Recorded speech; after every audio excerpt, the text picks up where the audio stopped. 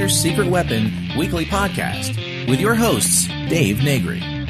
This program is dedicated to helping contractors, remodelers, painters, roofers, roof cleaners, and business owners in the construction industry gain an unfair advantage over the competition. This program supplies you with information that the competition doesn't even know exists. This session brought to you by ContractorsSecretWeapon.com. Hey, this is Dave Negri, your host with Contractors Secret Weapon. Thanks so much for being here today, and we're going to give you a little glimpse onto what's happening in the future. But, I still got that pit in my stomach. I got all these things going on, the big changes coming in, and it's going to happen. It's going to happen soon. On or before the big episode number 200. So here's two of the changes that we're busting out: a new website, a brand new website, completely redone. So if you haven't been to the old website, you better go now so you'll know what the new website is. Really awesome. Of course, that one's awesome too. So what we did for you guys too is we put together a new audio book for you to download, just for those of you guys that don't like to read.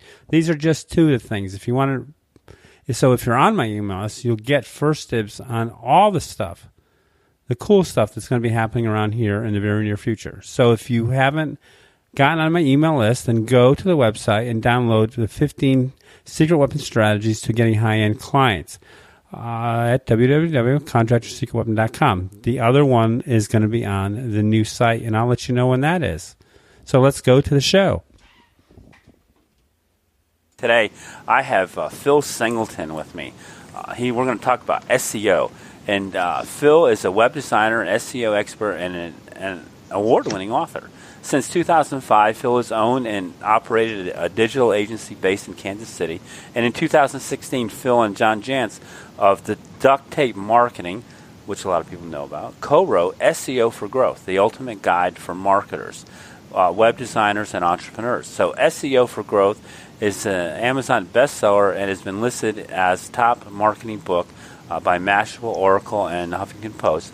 It's also been featured on MSNBC, Entrepreneur, and Search Engine Journal, and on many other industry websites. Phil and John are currently entering the next phase of their partnership by offering a training and SEO certification program to marketers and web designers and creating a national network of certified SEO consultants, which I think will be awesome. Before we get into the conversation with you, I just want to do a shout out to our sponsors who help promote Contractor Secret Weapon and just some of the things that they have in store for you, our listeners. Hey, is your phone ringing enough? Do you want it to ring more with highly motivated and qualified buyers that contact you, the contractor, directly?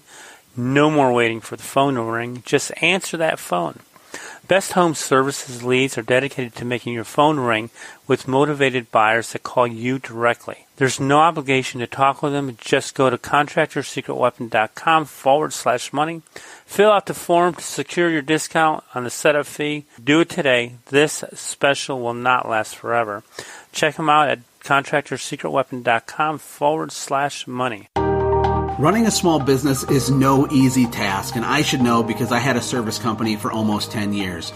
I am the founder of a software called Radius Bomb, and it's unbelievable. And for all the listeners of Contractor Secret Weapon, we have a special offer for you to check out. If you want to send hyper-targeted, laser-focused, super personalized postcards to your exact prospects using a map while sitting in your underwear, then go to ContractorSecretWeapon.com/Radius Bomb, and we'll give you your first 100 postcards for free. Just go to ContractorSecretWeapon.com/Radius Bomb. Phil, I'm just excited to have you here today and be with us, and because I know SEO is important to most businesses. Thank you for having me. I'm really psyched to be here, and I love talking to the types of audience that I know that folks that listen to you. So this is a really special one for me. Appreciate it. Cool. I'm excited about that. So I'm just going to go to the real basic question is, everyone hears the word SEO, and to a lot of people it's a foreign language, but really, what is SEO and what are the basics of it? It is one of those really funny things. I mean, especially in the group, customers that I serve here in Kansas City with, a lot of them are home services, and what is SEO? That's the question, because a lot of these guys, it doesn't matter what business that you're in right now, I think especially if you're talking about home services or small businesses or any local kind of service, I mean, guys, people are just getting bombarded by folks that are claiming to sell this thing, right, called SEO. And, some people are just like, geez, roll their eyes and hang up the phone. Other ones occasionally, actually will take the bait. And because one thing that's happened in business, I think, is, we talk to a lot of people, and I'm sure you do too. And the one common denominator in digital marketing these days, I think, really is Google, because you get a lot of folks, even myself. I mean, I'm not really the type of person that likes to live my life or show my life up on Facebook. I do it now because it's part of business, and I got to work what angle. But I'm not really the type of person to put all my stuff up there. A lot of people, they'll say they don't use Twitter, they don't pay attention to it. Of course, that's a super high influential social network. But my main point is, if somebody out there in business these days, they might tell you they don't use pretty much any other social platform. Almost everybody uses Google, right? And probably a couple times a day. So it's the one common denominator, I think, in business that almost all small business, everybody pretty much uses and has some experience with. And when you get to what is SEO, really SEO is what the things that you need to do to get your business website or just your web presence in general, perhaps where your content's listed in other places, to show up when somebody does a search for your product or service. And really, kind of in a nutshell, that's what SEO is and kind of what's always been. Of course, the methods and the tools and the tactics to get Google visibility have changed quite a bit over the last 15 years, or since Google's inception in 1997 or whatever year they started. I think it was 97, 98. Wow. So that's changed quite a bit. But SEO, I think, to the layman out there, is the stuff that you need to do to show up when somebody types in a product or service inquiry that's related to your business. So that makes it real English. Just right. That's what you need to do to have, when someone types in your service or your expertise, that you come up ahead of everybody else. So that, I think, understanding the definition, SEO, search engine optimization, that's really what Google is a search engine to help you kind of find things in the billions and billions of pages that are out there. I think what really gets tricky for people, because like I said, I think more and more people are getting so outbound marketed and cold called and email spammed on SEO services that a lot of people have kind of heard a little bit about it. And the other piece of it is, one of the things that you probably heard this too, we hear this quite a bit, especially when it gets into businesses that have been around for 15, 20, 30 years, is that they do a lot of the traditional outbound marketing still. And what they feel, or what I hear from people a lot that come into our office, is the things that we were doing before when we needed to get more sales. We do these traditional kind of advertising channels or tactics, and they used to be able to yield a predictable amount of sales, right? Right. Did more yellow pages advertised. I did radio, and whenever they did that kind of stuff, radio, TV, or print, or whatever it was, they could kind of almost rely on a certain amount of return back on it. Then you hear people just saying, well, I don't know, we're struggling, we're trying all this different things, and marketing's just not working like it used to. And of course, my explanation to people is it actually is probably working to some degree, because what it's doing is it's creating demand out there, right? So if you're a plumber, you spend a lot of plumbing on TV. Well, nobody really goes from the TV directly to a phone call anymore, right? They go from the TV to the internet, to the phone, to do their research on, do they have a website? Do they come up? Are they reputable? Do they have reviews? So if you just only do that outbound piece, but don't complete the circle and make sure that you're showing up to catch your own demand, then that marketing that you're doing is really just getting lost as it filters back to the internet. And the other people that are kind of set up right and kind of doing this SEO stuff are the ones that are actually able to almost kind of capture a lot of demand as it filters back to the internet. So, and when they talk to SEO, like in the old days, just used to be about, okay, I want to show up on Google, right? So I'm going to hire an SEO firm, write them a check. They're going to do what they ended up doing for a long period of time is just tweaking and making some under the hood changes, content changes, maybe coding changes on the website to maximize, or in some cases even game Google a little bit. And they spent a lot of time. And for the last 10, 15 years since Google started, the biggest part of the Google kind of ranking game was trying to get third-party websites, right, to link back to you. So getting any other website out there to link back to your website and just trying to get as many as you possibly could from anywhere was what kind of moved the needle for a long, long, long, long time. And Google talked about other things like content and all these other things you should be doing, but really a lot of SEO folks snickered and said, "Yeah, you talk like that. We're just going to focus on getting as many backlinks as possible." And it worked for a long time. But then about 5 years ago, it just got so rampant and started, this kind of black hat, gray hat SEO, search engine kind of scheming and gaming worked its way into the mainstream, and Google came out with these like punitive measures in their algorithms or their calculations about how they looked at websites. And they started to say, hey, you know what? Instead of just counting the volume, we're going to actually look at the way people are linking to you. And if we see that you're manipulating it, then we're actually going to penalize you. And so that was a big change in the way Google looked at websites, right? They said, hey, we're not only right. So you got these guys doing all this kind of stuff, and they looked at they used to just kind of be like, okay, let's throw stuff against the wall and we'll only count the good stuff that sticks. But now, since like 5 years ago, all the stuff that you throw on the wall, they count the good stuff that sticks, but the stuff that falls on the floor, they're going to deduct you points for that, and you're going to get in trouble. So that really, rankings changed and reshuffled. I think it really changed the SEO industry quite a bit because it brought a lot of offshore stuff back onshore. I think SEO and getting kind of Google marketing became a lot more like consulting based versus backroom. Let's just kind of figure it out.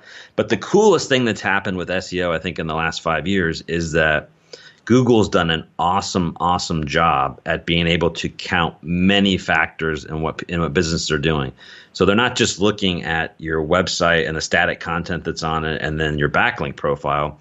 They're looking how you're blogging, how you're getting content published on other places, your social media profile, and how active you are in participating in social media and your audience. They're grading, citations that you have maybe in other high quality directories and not like the lower quality ones.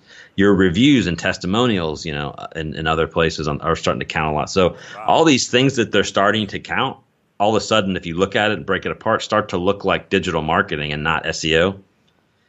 And that's really what's become cool about, I think, SEO and Google now, is it's really become, in order to succeed and have a sustainable strategy to win on Google, you kind of have to be doing all the other stuff right too, which also has its own benefits. So really, to me, what SEO has become is just trying to figure out how to run your business and think like Google in a way that helps you kind of tie all your marketing together so that you can get max Google points, but also, get the benefits of all these other independent things that if you do them right, they can also bring you business as well. Wow.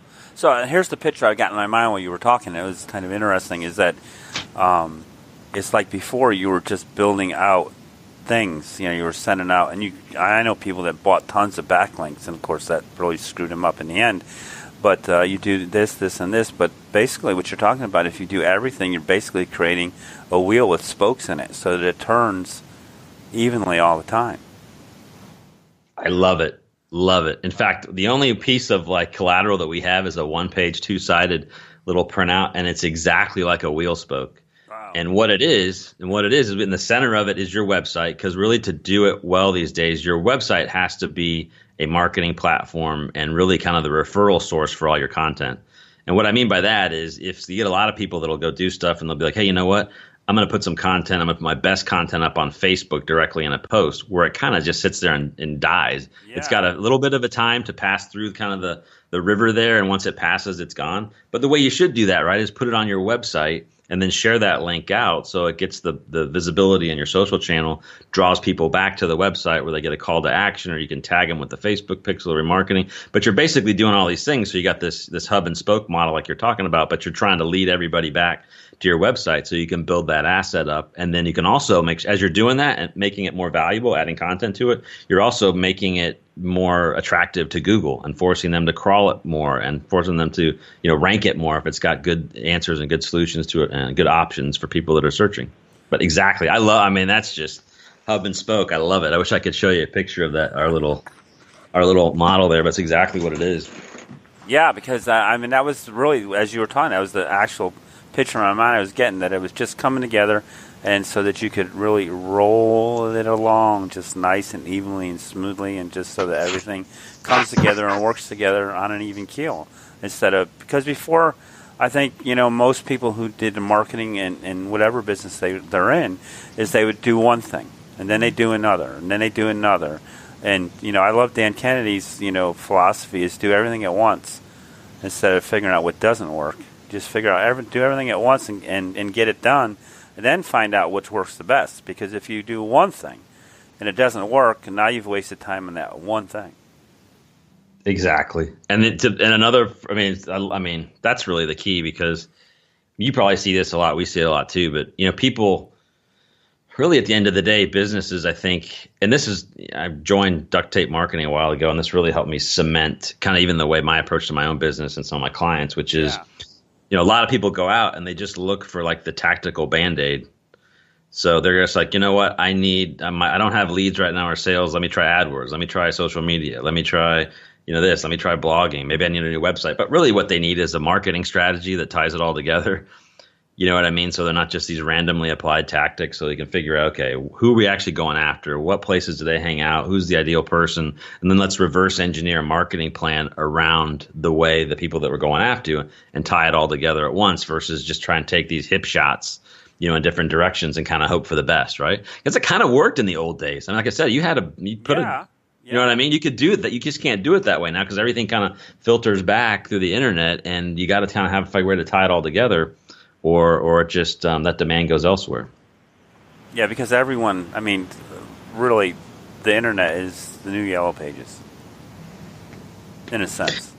Don't we all just look up for it doesn't matter if Amazon, you're looking for reviews and stuff. You're just looking everywhere for anything. You said I went to Best Buy yesterday because I hired a new business development. Yeah. And you're in there, and people are Googling stuff at the, on the shelf. Really? Me too. Yeah. It's just hilarious. I haven't been in a Best Buy in a long time, but I really needed to get a laptop quickly. So I was like, okay, haven't been in here in a few years. Let's check it out. They say that Best Buy is Amazon's showroom. I love it. That's exactly what. I never haven't heard people say it like that, but that's exactly what it was. Yeah, I didn't want to go check it out. Excuse me. Yeah, they want to go see it and touch it and feel it, and then they'll go, all right, let me order this on Amazon, and they walk out. I almost did the same thing, but I was like, I got to have this this afternoon. So I was like, all right.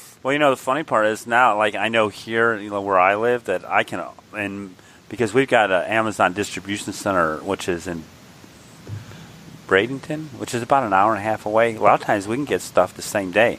They've got their own courier service. They just send stuff out every day. Yeah, pretty soon you'll have a drone dropping you stuff in 30 minutes. Well, we've got a lot of lockers. There's tons of lockers all over the city where they'll drop stuff off and people will go pick it up. It's kind of That's wild. Awesome. We don't have anything like that in Kansas. I had no idea. That's really cool. It's wild. And I saw one. I was sitting in a 7-Eleven. I'll go, Amazon locker. I go, that's really wild. Really wild. So whatever that does. So that's pretty cool. Getting it back to just the basics of you're doing a new way of promoting your business, but it's a way that really everyone's looking at it, and it's basically combining everything together. So I've got this one question for you, because I was looking at some of your stuff. It says, how did you go from getting a D in computer science to a 7 digital internet marketing agency? Yeah, so this is great, because for me, I'm completely an outsider to this thing. I came in, trying to study business in college, got a degree in finance, and literally, I was one of these guys that sometimes, I hear some of my clients are now. They're just like, oh, I don't understand the internet, or we're not very technical, that kind of thing. And I remember in my first freshman year, I was kind of one of these guys that was just, computer and software technology averse. So I remember we had our class, we had kind of the end of the semester, we had to do some kind of like a live little, programming. Of course, when I was in school, it was still CRT monitors with black screens and green type on it type of things. We were doing our live programming test type of thing. And I remember me and my college buddy, who were partners on this thing, we just turned off the monitor and pretend like it was broken. And we were like, we don't know what's going on here, but this is just not working. We're not going to be able to complete this. So, of course, that didn't fly. I ended up getting a D and barely skating by in the class. But at that time, I was like, I'm never, that was the only time that we had. I wasn't going to take any more electives. And it kind of went totally I went in another direction. I got a job out of school working at an insurance company. But didn't take me that long being there, where I figured this is not what I'm going to be doing for 20 or 30 years. Because I looked around when I was in my mid-20s, like, I can't be one of these guys that has been in an insurance company their entire lives. But so I had to really make a change. And what I ended up doing, a lot of people thought I was crazy at the time, and I basically kind of packed my bags and I moved to Asia to study Chinese. So Really? I just packed up and I said, I'm going to make a complete change, because if I don't, I'm going to be just down this career path that, every year that goes by, you make a little bit more money, and all of a sudden you start, if you're not doing what you love, sometimes you get pulled down it felt like I was getting pulled down into something where I was just going to become like this, zombie career path type thing. And I was like, this is just not what I want to do. And I said, I'm going to do something more exciting. So I figured, I'm just going to go on this adventure. And I did. I moved to Taipei. I studied Chinese for 2 years. Actually ended up meeting my wife. We're married to this day from that trip. But I ended up going back to graduate school and then moved back to Taiwan for another 10 years. Oh, wow. I got a job for kind of during the .com era for a pseudo kind of a venture capital business development firm. And that really opened my eyes to tech. But long story short is, when the bubble burst, I ended up having this software company kind of fall into my lap. And, we got like $1 million in funding for it. I had 25 employees, ran for about 3 years, and we ended up selling it. But it was at that time, this is more than 15 years ago, where most of our sales were coming from affiliate sales that were coming from like the precursors to blog sites and these forum websites where they'd have these banner ads up. Somebody would click them, right, come back to our website, and we'd pay the big affiliates like 50% of sales. On a $99 piece of software, they'd be getting $50 a sale. And the big affiliates, we were writing checks out to like $50,000, $60,000, $70,000 a month. Wow. And here I am getting 50% of the sale. I had investors, product support, office space, all the overhead. Our piece of that 50% got down to almost like nothing. And here you have these guys that are paying 10 cents a click on AdWords. Yes, they were that cheap when AdWords were started.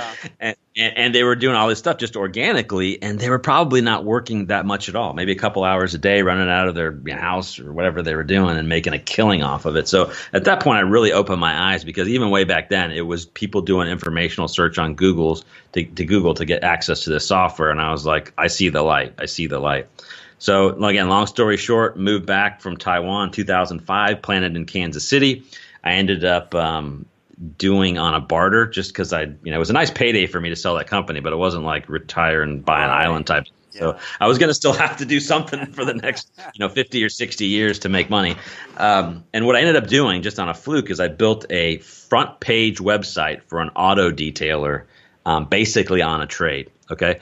And he was doing these $25 a auto detail in mass for car dealers, and barely making anything on it. Wow. And I told him, I said, dude, you need to get a website, because you're not in retail, you're kind of tucked away here, and you could probably get $100 or $200 a sale if you could go right to the retail consumer, who'd be willing to pay, versus going to these car detailers who are basically willing to pay nothing for all this hard work. So we built him a site, and I did it myself. Never had I just figured I was so determined to do this. I did some self-study on the internet, bought Microsoft Front Page, and I saw how this stuff was working in Taiwan, and I really learned how, the Google approach, and it really made me figure out to be like, hey, I kind of, to put it in a nutshell, I kind of followed the ROI trail to Google, basically. And to do that, you kind of have to somehow figure out websites, because that's what gets ranked, right, is web pages on websites. So I built this front page site. He got ranked in like less than a month. It was a lot easier in 2005. Yeah. And sure. all of a sudden his phone starts ringing, and I just remember getting this call from him. This very day I can hear his voice, because he kind of had almost tears in his voice. He was like, Phil, man, I don't know what you did, but you've changed my business and you've changed my life, right? When that happened, I was like, now I found out what I want to do when I grow up, even though I had gray hair already. But I think by then, but I was like, that was the most rewarding thing that I've ever done in my career, to have somebody get that emotionally tied to some work that I did for them. And then I was like, God, not only did that feel really good, I can make money off of this. You know what I mean? Yeah. And then I started to take it more seriously. I figured some stuff out, and I did it for a little while at home and kind of treated it as a lifestyle, because I have twin boys and I kind of wanted to stay at home while they're growing up. Sure. And then, 2-3 years ago when they went to school full time, I really took the gloves off and have invested a lot more in growing the business, because I'm not, just trying to hang out at home with them anymore. Yeah. But that's probably more than you were hoping to hear. Well, but again, cool, I'm a total outsider. I mean, and my feeling is, it's pretty funny. My first podcast I did 3 months ago. One of my college buddies heard it, and I think in his mind he was probably like, holy crap, if Phil can do this, I can do this. And he's right. He's right. I think anybody that kind of gets their head around the way this works and actually takes action, there's a whole lot you can do, to kind of help people out. Because, man, there's millions of business owners that need help online, especially the ones that have been doing it, a long time, that are still trying to get, quote unquote, dipping their toes in it. They're the ones that need the most help. What I'm seeing is we've got a lot of guys that are coming up, and people snark at millennials. You get a lot of these millennial business owners that have like entrepreneurial sense. Yeah. They're already digital natives. So I've got like a tree guy who worked for a tree company for 5 years. I think he's like 29, 30 years old. He didn't. There's no convincing. He's like, I want to invest in a website, and you start talking to him about like trade shows and radio. He's like, that's not how we buy, man. Get me a website, get me up on Google, get me on Facebook. So they're already like solely bought in. Yeah. We get him a nice website. He's got like 60 reviews on Google. He looks like he's the guy that's been kicking ass here for 30 years. While the guys that have been doing it for 30 years have no reviews or one, you know what I mean? They're not showing up on Google. All of a sudden they're worried while they're losing market share. And this is why, because the guys that are coming up, they don't know any better. They're just like, this is the way we did it. We don't know what yellow pages are. We don't know any of this kind of stuff. They're already fully sold, on the digital path. And I think if people don't really start paying attention to that piece of it, you're going to start seeing some of the millennial business owners that people are snarking at actually starting to steal local business market share, like they've been doing with, Uber and Airbnb and all the other ones, right? They just kind of jump in and disrupt. I think some of that disruption is starting to happen now, at the local level. So, right. No, it makes sense because they like you said, they don't know any better. So they're going all in for what they do know, which is Google, and it's the internet, and it's all digital stuff. And they're going, well, it's working for everybody else. And all the old guys are hanging back and going, man, I remember when. Well, right. Remember when it's not putting groceries on the table today. It's the new stuff, and we have to change. And it's a little harder for, I think, some of those guys to, because what I see is either they're dipping their toes and they're hesitant, or they've succumbed to one of these cold callers and feel burned. And like, it's not, you know what I mean? So it's like you've got these two-edged things where, again, maybe somebody that's grown up with this their whole lives kind of knows what to look for and is less likely to get burned by somebody that's like, calling from overseas or somewhere on a hard sell type thing over the phone. Yeah. And they kind of know how to, I guess, look behind the curtains a little more than other folks. But yeah, it's kind of an interesting thing that's happened, I think, to local and regional businesses. Yeah, because I remember, it was like 2 years ago, I told my wife, I said, what? This is really crazy. Who would have thought that, a guy in his 60s would have to learn, internet stuff and computer stuff to compete in the marketplace? It's just, what I've been telling I've had guys come in the last month, and I come from finance, and one of the things I've told people that really opens their eyes when I'm in front of them here right now is I say, look, if you're concerned on where you should be doing marketing, where you should be spending your money, let's take a look at the top 5 companies by market capitalization on the stock market. And let's see what Wall Street's telling us right now. So if you look that up today, and I think it's been the same way for this entire year, the top 5 most valuable companies probably in the world, but definitely on the U.S. public stock markets are in this order. It's Apple, Alphabet, which is Google, Microsoft, Amazon, and Facebook. If that doesn't tell you where you should be putting your money right now, I don't know what is. I mean, that's pretty eye-opening, isn't it? Yeah. If you think about the most valuable companies, look at that. It tells you exactly where you should be spending your money. Microsoft and Apple are basically, to me, your websites. That's how people consume. They use those devices to consume content that's on your iPhone, your computers and desktops. And Facebook represents social media. Amazon's e-commerce. You got to be able to reach people and pay for it. And Google's kind of search. So that's all you need to know, I think, is what can teach you from what you're seeing in the stock market. So it's just pretty amazing that way. Interesting. One of the things that I love about your bio is, and I think it's so important. That I really want to touch on it again is that you guys are creating a national network of certified SEO consultants. Basically because, like you said before, there's so many people getting burned by the people that are calling themselves that aren't. Exactly. I know that you've got a soft spot in your heart for business people that are being taken every day. And it's the same thing for I have a soft spot for my heart for guys that are taken by bad advertising and poor marketing because they weren't taught the right way to look at it or think about it. They're just going, like you said, they're the first guy that calls, I need to do it, so I'm going to do it, and then I won't have to worry about it anymore. But that's really not how the world flies because you end up getting cheated or screwed. Exactly. So, I mean, this has been cool, and we're getting close to the end. But I've got one more question for you: is what do you think the biggest mistake small business owners make when it comes to the web? I think I bring it back to the website. I think a problem that's and one of the reasons why I wrote this book with John is that I think a lot of business owners still treat their websites as digital brochures. Okay. And they look at it as a cost of doing business and something that should be bid and something that should only have maybe that front end kind of business card value. But that's not the way the internet's moving and is working right now. I mean, your website really has to be, a marketing platform. It has to tie all together. Anymore to succeed, I think, in this to get people to buy from you. I mean, you got to have a presence that you almost have to kind of become a mini publisher and establish trust and have all these things on your website that show you're an authority and that you're the best choice, because people, especially for higher ticket stuff, I mean, they want to do their due diligence and they want to see that information quickly. So, but also just to be able to show up on Google, I mean, you have to have somebody that's going to go in there and actually build the thing right from the ground up. And that's really how our approach is. I mean, we try and do a little bit of marketing and try and figure who the ideal client is, but also it would blow your mind how much easier it is to get SEO rankings if you did the research, the customer research and the keyword research and maybe some of the topical trending research before you do web design and web development. And then you start to bake that into the process, because the more you know about who you're going after, then you know how to structure the pages, how many pages you need, what kind of pages you want to go after. And you start building all this kind of stuff up, and you start thinking of your website more as a lead generator and as an asset versus just kind of one of these cost of doing business expenses.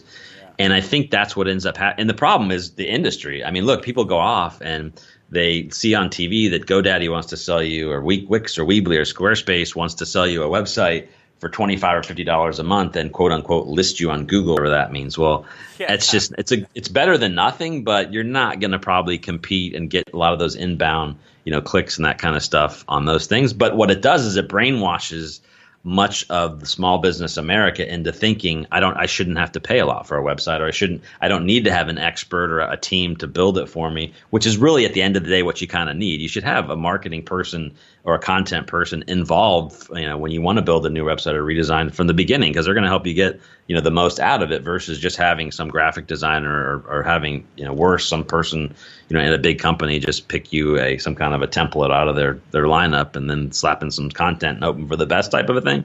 Yeah. And I think that's probably, to me, the biggest mistake, because I mean, really, to me, the way my system works, and of course I'm biased, is it's web centric. I mean, it all your website should contain your body of work and all your best proof that you're the best reason. So your testimonials, your blog posts, all your call to actions, and all your best stuff should all be there, so that you own that asset and you grow it and it becomes more valuable and helps you convert better.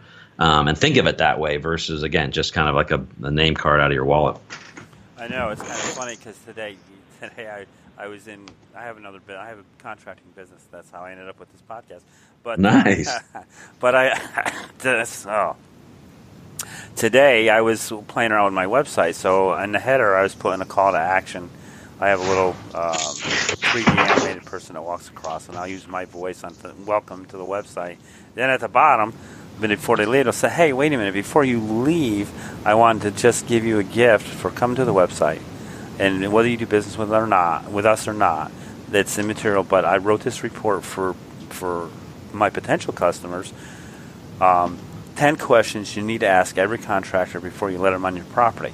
So if you do business with me, you'll know what to expect. And if you don't do business with me, this is what you should expect from anyone you do business with, just to help the industry get a little bit better.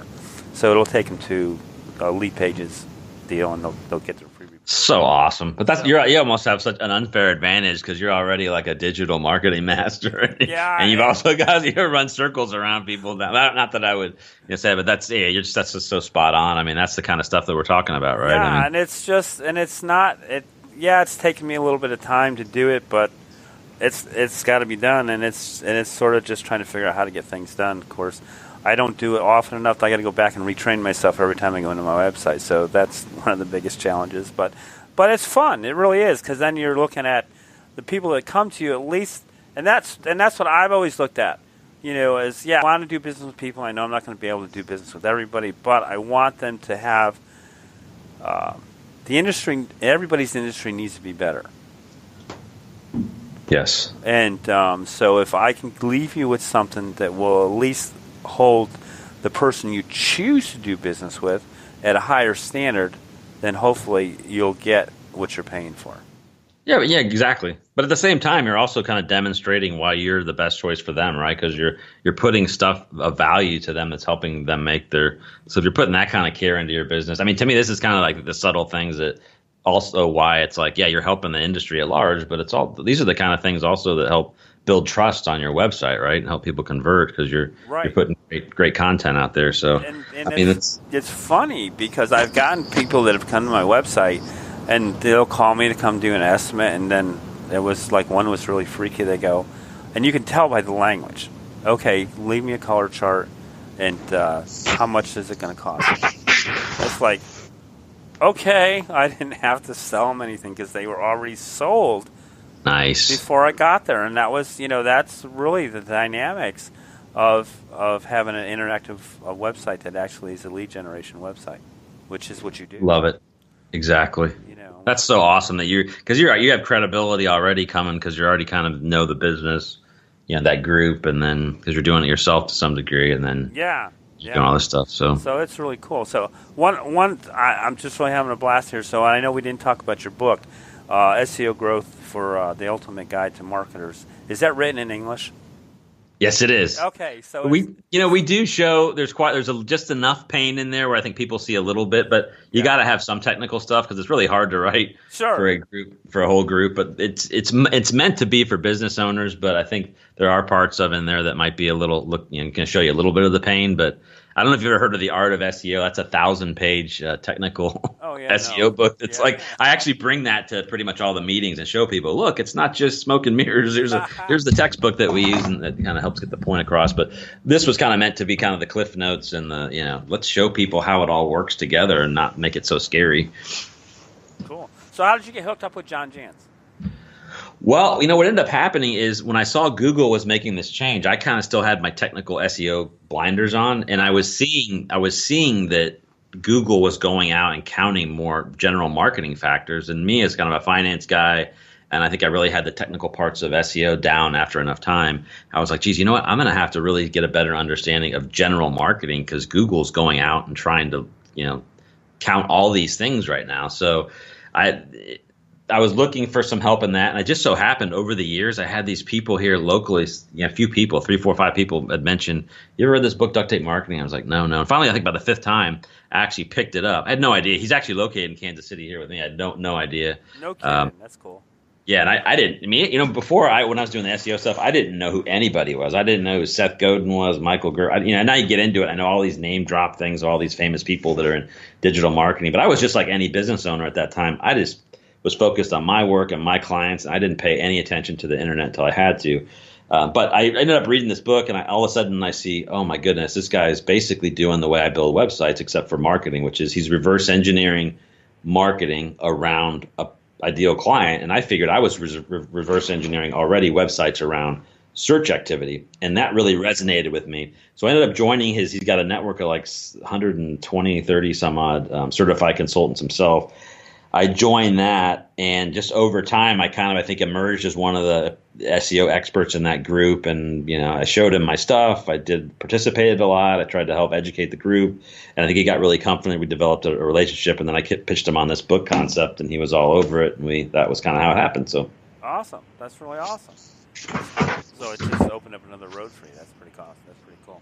So, yeah, and I think I try and tell people this too. It's like a lot of these guys that are quote unquote influencers out there, they all have these courses and programs, but man, there's a way I've accidentally found a way to leverage other influencers, and that is to try and find, like I did, if somebody's got like a mastermind group where they actually offer chances, because John has these annual summits. Okay. And every quarterly he has these groups where people get together, and you get a chance to rub shoulders with other people, like-minded people, which is great because you get a lot of shortcuts and things. People share what's working, which is awesome.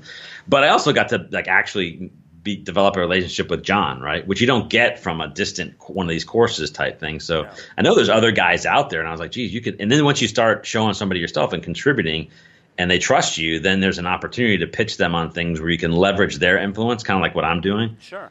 I wrote a book with him. Now I've got all sorts of credibility. People that would never have answered my emails are answering just because we share a book cover now. He's getting me in places for all kind of stuff. So all of a sudden I'm, developing my own little level of micro influence, but basically on his coattails, right? And I think that's I stumbled on a nice little way into that. And that is for people to kind of look for folks that already have big audiences and see if they've got an opportunity to rub shoulders with them in any kind of a, group annual thing that they do. And you could actually, it's not that hard to kind of, pitch them on concepts because they're always looking. To me, the one of the biggest, greatest things for a person that's developed a big audience or a level of influence in the niche is for them to develop other influencers. That's to me one of the marks of being a great influencer out there, and I think all those guys buy into that. So if you get out there and show your stuff and ambitious enough, I think there's all sorts of opportunities for people to kind of leverage guys that have already kind of paved the way a little bit, because that doesn't do anything else but help them because you're out there kind of like I am. I'm saying nice things about him, right? Because he's kind of helping my career, and it kind of works both ways. So. Oh, that's awesome. So, Phil, listen, this has really been cool. And I just love this whole, just putting this all together and how you make it simple and easy to understand SEO. So how do our listeners get in touch with you? Yeah, I'd love for people to check out SEO for Growth. If you're on Amazon, you're like on the I can't. That's the tip. Yeah, the Kindle, but it's free if you're a Prime member, right? Yeah. So it's pretty cool if you go up there, you get the Prime, you get the Kindle for free, I believe, at least in the U.S. North America. I'm not sure about other international markets, but if you get that and you get the code, that when you get the free thing, you come back to our website. We actually have a 3 ebook bundle. One of them's from Larry Kim at WordStream, which is one of the top AdWords agencies out there, and then we have one from Joost de Valk of Yoast. He gave us their website optimization ebook for free. Wow. That we've bundled. And we've got another one called Local SEO that I actually wrote with another duct tape marketing consultant. So you go up there, you get the Kindle, you come back, use that code, purchase code, drop it onto our website, and we give you this bonus pack of some really good ebooks that probably are worth some money on their own. That piece. So I'd love for people to check out SEOforgrowth.com. And if you want to see how again, we don't really, we're kind of in the local market here, but if you want to see how a guy who got a D ended up building and running as an outsider and literally nothing about marketing in general or SEO to get started until my 30s probably. Wow.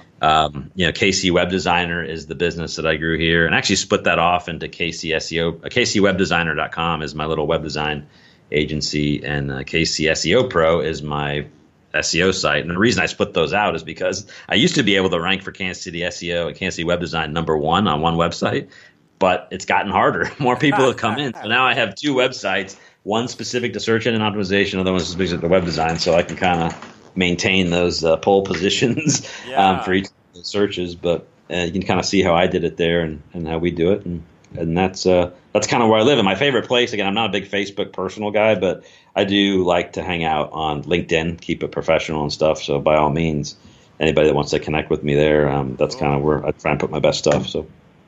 Yeah, I've been looking a lot at LinkedIn lately. It's more professional all the way around. Yeah, I'm just not one of these guys. I know people do it, but I'm just not. My feeling is if some businesses, and maybe you see the same way, my feeling is if some businesses, because you get some business now, there are a lot of guys who just don't have time for it and don't do it at all. But you have other guys that'll do it, or guys and gals that run businesses, that if they put a 10th as amount of time as they put in their own business content as they do onto Facebook, they'd probably get a lot more business. You know what I mean? So the last thing I want to do is spend a whole bunch of time just doing random stuff on Facebook and then not have so any extra time I have, I either am actually spending in real time with my family, or I'm putting that into content in my own website. I'm kind of building up my content that way. But that's not, again, I come from a kind of a different introverted world. So I agree with you. I'm sort of like an introvert myself. So, I'll answer posts and I'll try to be help in Facebook some, but for any posts that happen, my girls do that. They because I'll get people say, hey, you had a real interesting response, especially family members, says, "You know I don't do that." What do you mean? No. Michelle does that. Tara does that. I don't want to know anything about it. Matter of fact, I had a really interesting conversation one day with a guy. I'm sitting down at dinner in a restaurant with my dad, and this guy walks up to me and said, "Dave, I love your posts on Facebook." And I go, "What? Really? I don't post them. What in the world are you talking about?" And he goes, "Yeah, your post, it was really good." I go, "John, what are you talking about?" "Yeah, your post in Facebook." I said, "Dude, I don't do Facebook." "Well, how'd the post get there?" I said, "John," I got to ask you one question. He goes, "What's that?" I says, "The person who does your Facebook account does my Facebook account?"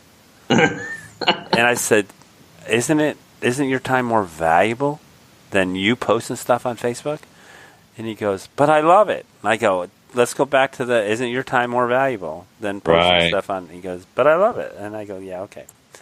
So I've always thought there's a little bit of risk to it, and this might be me only, but I mean, it's like, because I know some guys that are kind of in the digital marketing space or even like web design stuff, and they're out there kind of, you can see them doing all the personal stuff. Because I usually, if somebody asks to be friends, I just do it. I don't. Yeah.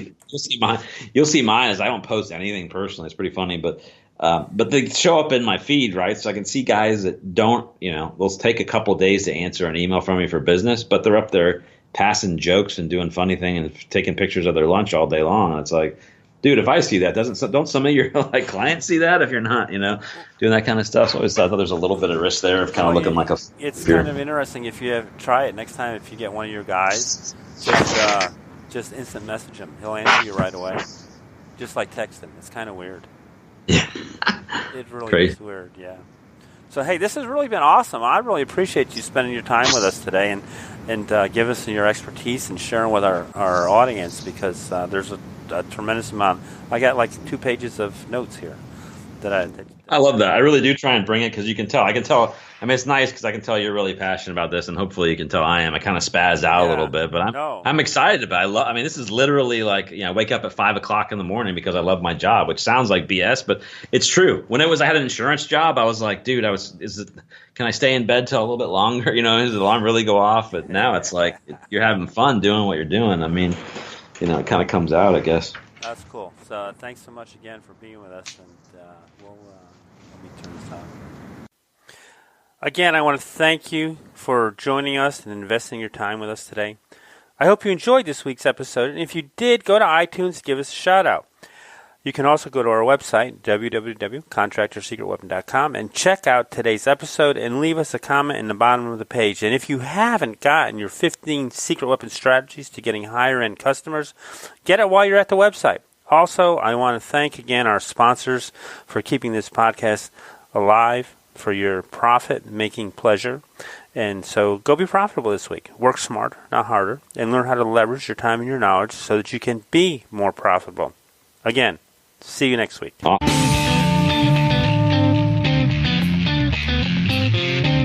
Thanks for joining us for another weekly episode of the Contractors Secret Weapon Podcast with Dave Negri. We would love to hear your comments about this episode, so visit us online at www.contractorssecretweapon.com and let us hear your thoughts. If you were listening via iTunes, please leave us a positive review. The more positive reviews we receive, the more other contractors will benefit from this show. Thank you, and see you next time here on the Contractors Secret Weapon Podcast.